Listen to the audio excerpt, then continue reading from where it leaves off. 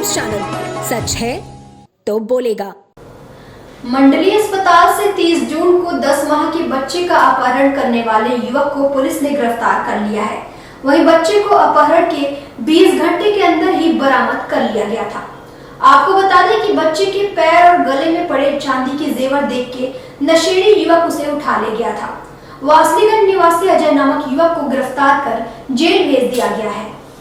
लालगंज थाना क्षेत्र के बामी गांव निवासिनी कंचन अपने 10 माह के बेटे आर्यन को लेकर उपचार के लिए मंडली अस्पताल आई थी। वह दवा लेने के लिए अपने बेटे को चचिया सास के पास छोड़कर दवा लेने के लिए चली गई थी। इस दौरान अस्पताल में घूम रहे नशेड़ी अजय सोनकर की नज़र बालक के पैर और गले में लटकी जंजीर पर पड़ गई। चांदी के जेवर देखकर उसका मन बदल गया। वह बालक को लेकर अस्पताल से निकल गया। बालक के शरीर पर से जेवर निकालकर उसे बेचकर नशे की खुराक की व्यवस्था किया। इसके बाद बालक को अपने घर ले गया था। दूसरे दिन आरोपी की मां बालक को लेकर सुबह ही विंध्याचल स्थित अटल चौराहा जा पहुंची। मौके पर पहुंची पुलिस ने बालक को बरामद करके उसके माता पिता को शहर कोतवाली में सौंपा था। बरामद बालक लालगंज थाना क्षेत्र के बामी गांव का निवासी है, जिसके बीमार होने पर उसकी मां कंचन मंडली अस्पताल आई थी, जहां से बालक गायब होने पर वह बिलख पड़ी थी। परिजनों ने रास्ता जाम करने का प्रयास कर आक्रोश जताया था। गिरफ्तार आरोपी को विभिन्न धाराओं में चालान कर जेल भेज दिया गया है। देखिए 30/6/2022 को थाना कोतवाली शहर में जिला अस्पताल मंडली अस्पताल में एक बच्चा गायब हो गया था दोपहर में। उस बच्चे को हम लोग उसके 10-15 घंटे के अंदर ही बरामद तो कर लिए थे, लेकिन उसकी पूरी कहानी और उस पर तफ्तीश चल रही थी। बाद में कंक्लूज़न ये हुआ कि जो महिला ने हैंडओवर किया था उसका बेटा था, जो स्मैक और नशे का आदी है, और वो अस्पताल में अपने किसी कारण से गया हुआ था। और उस बच्चे को अकेला देख करके उसने उसमें कुछ अपने लालच में उसको उठा लिया और उसको निश्चित तौर से कोई ट्रैफिकिंग का उसका उद्देश्य रहा होगा, जिसके उद्देश्य से वो बच्चे को उठाया था। और उसके पास कुछ उसके गले में कुछ महंगे से सामान थे, जिसके आधार पर जो है वो हो सकता है नशे के लिए भी उसको यूज़ करता। जैसा कि वो अभी थोड़ा बहुत बातें स्वीकार भी कर रहा है, कुछ अभी बातें स्वीकार नहीं कर रहा है, लेकिन तफ्तीश में इतनी बातें जरूर आई हैं कि वो कुछ मूल्यवान वस्तु उसके गले में लटक रही थी, जिसके कारण से उसने ट्रैफिकिंग किया था, उठाया था उसको। और बच्चे को बरामद पहले ही कर लिया गया था। बाकी उसने जुर्म को कबूल किया है और हम विधि सम्मत कार्रवाई करते हुए जेल भेजने की कार्रवाई कर रहे हैं। सर, किन धाराएं इसके ऊपर लगी है? दूसरी एक सर सवाल ये भी है कि ये एक नशेड़ी है, नशेड़ी अस्पताल में क्या कर रहा था? अब देखिए, कई तरह के लोग अस्पताल जाते हैं, कुछ तो इलाज कराने जाते हैं, कुछ अपने निजी स्वार्थों में भी जाते हैं। तो ऐसा भी प्रथम दृष्टया विवेचना से ही आया कि वो अपने किसी निजी स्वार्थ में ही गया था या किसी लालच में गया था। और रही बात इसमें धारा की, तो 363 IPC पहले लगी हुई थी। अभी 373 जो सब सेक्शन 3 होता है वो भी लगाया गया है। बाकी जो है जो ट्रैफिकिंग का धारा होती है वो लगा दी गई है और विधि सम्मत कार्रवाई करते हुए जेल भेजने की कार्रवाई की जा रही है। प्रधानमंत्री नरेंद्र मोदी के काशी दौरे एवं सावन मेला सहित जिले में हो रहे विकास कार्यों का जायजा लेने के लिए प्रदेश के मुख्य सचिव एवं DGP एक दिवसीय दौरे पर वाराणसी पहुंचे। इस दौरान उन्होंने जिले की सुरक्षा व्यवस्था सहित अनेक योजनाओं एवं PM के कार्यक्रम को लेकर अधिकारियों के साथ सर्किट हाउस में बैठक की। प्रधानमंत्री नरेंद्र मोदी के वाराणसी के संभावित दौरे से पूर्व प्रदेश के मुख्य सचिव दुर्गा शंकर मिश्र एवं DGP देवेंद्र सिंह चौहान एक दिवसीय दौरे पर वाराणसी पहुंचे। वहीं अपने दौरे के दौरान वे अर्दली बाजार स्थित LT कॉलेज परिसर पहुंचे और अक्षय पात्र किचन का जायजा लिया। इस दौरान मुख्य सचिव दुर्गा शंकर मिश्रा को बच्चों ने संस्कृत में श्लोक सुनाया, जिससे खुश होकर मुख्य सचिव ने बच्चों को 1100 रुपए का पुरस्कार भी दिया। वहीं मुख्य सचिव PM के कार्यक्रम की तैयारी, सावन मेला, सुरक्षा व्यवस्था, केबल कार निर्माण की समीक्षा को लेकर सर्किट हाउस में जिले के अधिकारियों एवं पदाधिकारियों के साथ बैठक भी किए। इसके अलावा उन्होंने प्रधानमंत्री के कार्यक्रम स्थलों का स्थलीय निरीक्षण भी किया। इसी क्रम में वह नमो घाट भी पहुंचे। वाराणसी के बेनियाबाग में बने स्मार्ट पार्क में आसपास के छोटे छोटे बच्चों द्वारा खतरनाक गेट को पार करके अंदर प्रवेश करने से संचालकों को काफी दिक्कतों का सामना करना पड़ रहा है। इस बीच पार्क में कुछ बच्चों को उठक बैठक कराने का आरोप लगाकर कुछ लोगों ने पार्क के संचालकों को धमकाने का काम किया है। राजनारायण पार्क के संचालक का आरोप है कि 2 दिन पहले कुछ लोग फर्जी तरीके से बच्चों की उठक बैठक का समाचार दिखाते हुए संचालकों को धमकाकर वसूली करना चाहते थे। इसकी सूचना पुलिस को दे दी गई है। संचालक बबलू सेठ ने बताया कि बच्चों को उठक बैठक कराने का मामला पूरी तरह से फर्जी है, मैं उसका खंडन करता हूं।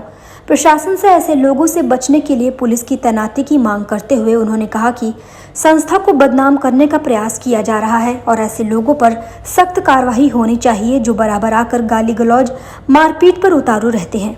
पूरे पार्क में सीसीटीवी कैमरा लगा हुआ है जो हर बात को प्रमाणित करता है।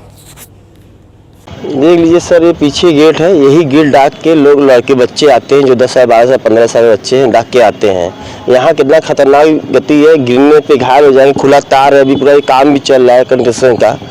और इसी के बाद वह गार्ड हमारे पास लेके गए ऑफिस में। मैंने उनको बोला कि बैठो, तुम्हारे मम्मी पापा आ रहे हैं तब तुम जाना।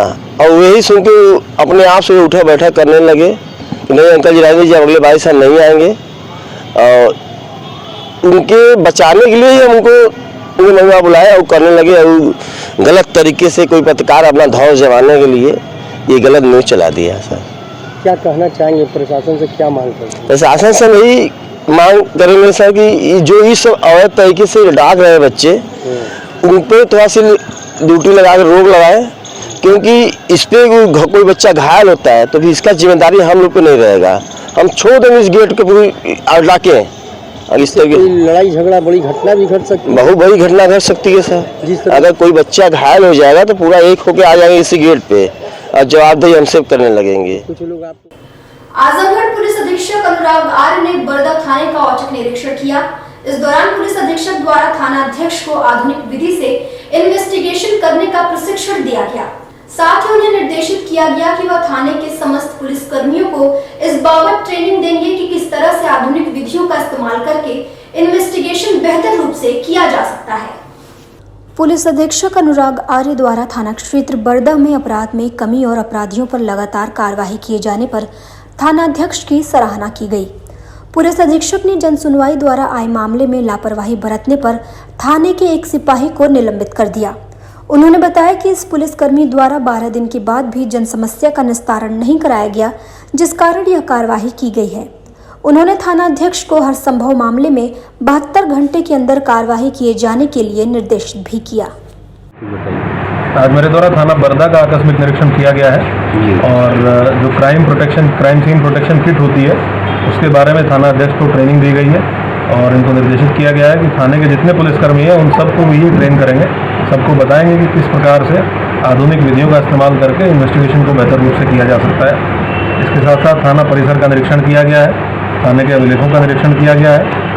अपराध नियंत्रण में है और अपराधियों पर कार्रवाई थाना अध्यक्ष के द्वारा लगातार की गई है। जन सुनवाई में कुछ पुलिसकर्मियों के द्वारा लापरवाही बरती गई है, जिसमें से एक पुलिसकर्मी को मेरे द्वारा निलंबित किया जा रहा है। 12 दिन के बावजूद भी इनके द्वारा जो जन समस्याएं आई हैं उनका कोई निस्तारण नहीं कराया गया, इस वजह से इनको दंडित किया जा रहा है।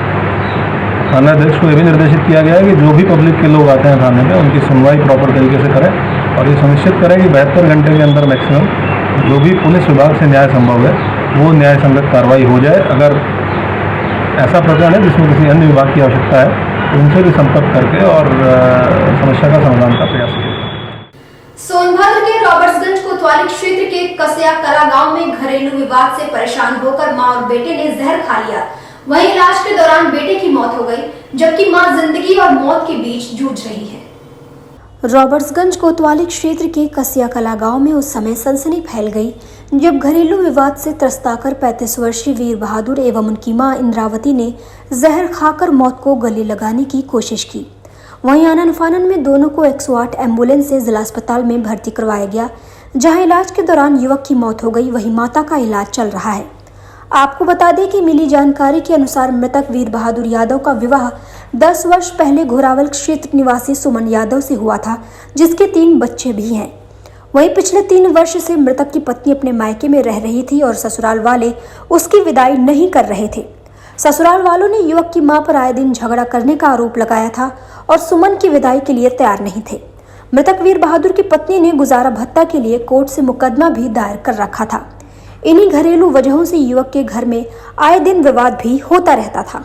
घटना बाबूजी उनकर बेटा हमारा एक ठे हमारा औरत है हमारा समझी अपन लड़की ले आई गल मतलब हमार पतो विदाई करे बदे नहीं उन्हें स्वीकार करत वहाँ ओकरे बाद उन 1.5 साल से रख ले वहाँ और ओकरे कारण कहे तार मेहरारू मर जाए तब हमार लड़की जाई है तो हाल पर वो लोग हम भैंसिन में गली पता नहीं कैसे कैसे खा ले लोग दवाई डॉक्टर बाबू। क्यों कोई विवाद हुआ था इस बात पे? कोई विवाद नहीं, बस इतने विवाद हुआ बाबूजी। हाँ, एक ही माँ बेटे हैं और ये बता रहे हैं कि कीटनाशक खा के आए थे। तो माँ तो कीटनाशक खाई थी लेकिन बेटा जो है वो ग्लाइसिल पिया था। तो माँ की हालत तो अभी भी नाजुक है। मैंने बनारस भेज रहा हूँ लेकिन अटेंडेंट जाने को तैयार नहीं है। मैं अपनी पूरी कोशिश कर रहा हूँ लेकिन बेटा जो है वो इलाज का 15 मिनट इलाज के ही बाद एक्सपायर हो चुका है। वो बहुत ही सीरियस था। क्या मामला किस वजह से खाया था? अभी ये मुझे नहीं आइडिया, हम लोगों से इससे मतलब नहीं होता।